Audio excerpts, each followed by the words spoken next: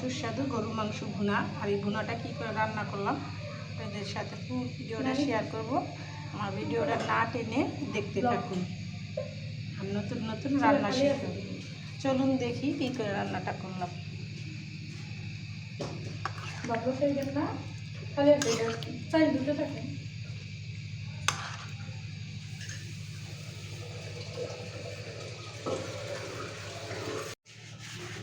বিসমিল্লাহির রহমানির রহিম। আসসালামু আলাইকুম। এসে পড়লাম আবার নতুন একটা রান্না নিয়ে। এখানে আমি নিয়েছি গরুর মাংস 1.5 কেজির মতো, কলিজা ফ্যাপসা সব মিলিয়ে। তো এটা রান্না করব। আর আমি সব সময় রান্না করলে সিম্পলভাবেই রান্না করি। আমি এখানে দিয়ে দেবো পেঁয়াজ কুচি, বেশি করে মাখিয়ে রান্না করব।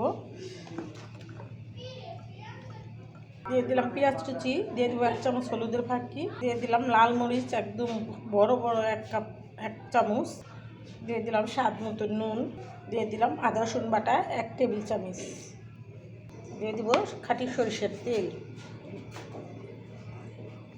কেউ কিছু মনে করবেন না, সয়াবিন তেল। আমি তো মনে করছিলাম সরিষার তেল। দেখেন একদম তেলের বোতলটা সরিষার তেলের মতো, কিন্তু এটা সয়াবিন তেল। তো আমি এটা ভালো করে মাখিয়ে নিব। আপনারা ওরকম মাখিয়ে ঝুঁকিয়ে রান্না করে দেখবেন, খুবই স্বাদ। মাখিয়ে রান্না করলে আমার আগের দিনের মা চাচিরা তো এরকম মাখায়ে রান্না করতো, তো আমি সেটাই রান্না করি। আমি সবসময় গরু গোশত রান্না করলে মাখিয়ে রান্না করি। আপনাদের সাথে সেটাই শেয়ার করতেছি।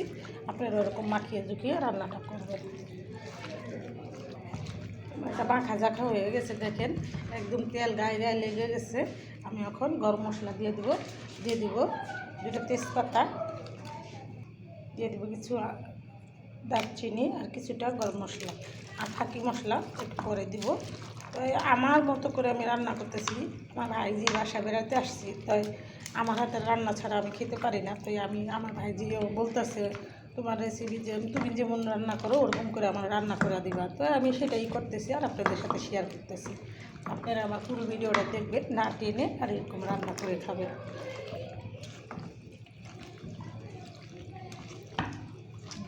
মাংসটা যত সুন্দর করে মাখিয়ে গুছিয়ে রান্না করবেন কতই স্বাদ। আমার মাংসটা মাখা হয়ে গেছে। আমি এটাতে একটু পরিমাণ মতো পানি দিয়ে দিব।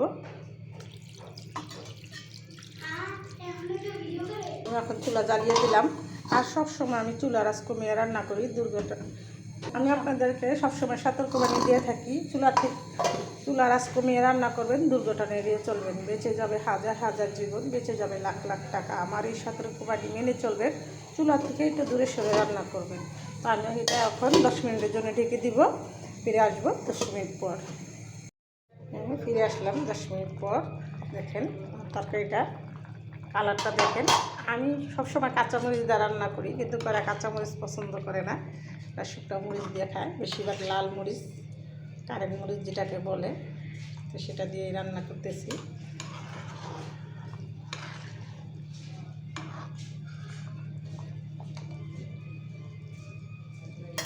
রান্না হলো একটা আর্ট, যেরকম গুছিয়ে রান্না করবেন এরকমই হবে। আর রান্না তো মনোযোগ দিয়ে রান্নাটা করবেন, দেখতে যেমন লোভনীয় হবে, খেতেও খুব সুস্বাদু। তাই আরও আমি 10-15 মিনিট রান্না করব। ফিরে আসবো 10 মিনিট পর। হ্যাঁ, এসে করলাম 15 মিনিট পর। এখন আমি দিয়ে দেবো শাহি গরম মশলার গুঁড়ো। 4 চামচ নেই, আমি হাত দিয়ে দিলাম আমার পরিমাণ মতো, 1 চামচের মতো। আর দিয়ে দেবো শাহি গরম মশলার গুঁড়ো। হ্যাঁ, দিয়ে দিলাম জিরার গুঁড়ো। তো এটা দেখেন একদম কষা কষা হয়ে গেছে। আমি আর এটাতে ঝোল দেবো না, আমি এক ঝোলেই কষা কষা করে ফেলছি। আর একটু রান্না করবো। জিরা মশলা দেওয়া হয়ে গেছে। তো আমি কী কী মশলা দিয়ে কী কী উপকরণ দিয়ে কীভাবে রান্নাটা করলাম আপনাদের সাথে ফুল ভিডিওটা শেয়ার করলাম। আপনারা এরকম একবার হলেও রান্না করে খেয়ে দেবেন। মাখানো গরুর মাংস যে কী স্বাদ, না রান্না করে খেলে বুঝতেই পারবেন না। তা এটার সাথে, এই মাংসটার সাথে আমরা খাবো চিতই পিঠা, সেটাও আমরা বানাচ্ছি এখানে। দেখেন পিঠাগুলো ঝাঁঝুর ঝাঁঝুর হয়েছে। এরকম করে সবগুলো পিঠা বানিয়ে নিব। তা আমার সাথে আমার শিল্পী হয়েছে আমার নাত বউ। ওটাও তুমি ওটা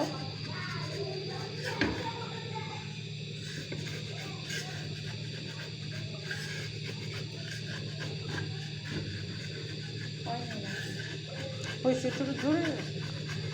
হ্যাঁ, দেখেন কত সুন্দর উঠে গেছে। একটুও পুরা লাগে নাই। তো আমি সবসময় পিঠা বানালে আপনাদের সব কিছুই শেয়ার করি।